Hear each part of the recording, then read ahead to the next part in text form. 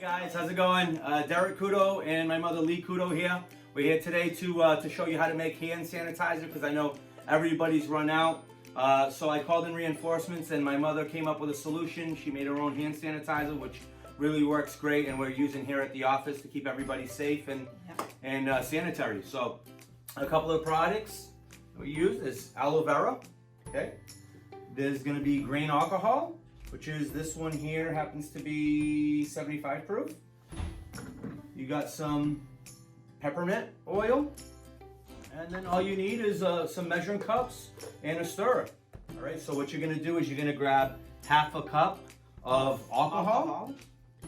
One third of aloe vera. 1/3 of a cup of aloe vera. And then you're gonna put in how many drops? 10 to 12 10 to 12 drops of the peppermint. So you could use peppermint, or you can use any other scented oil to your liking.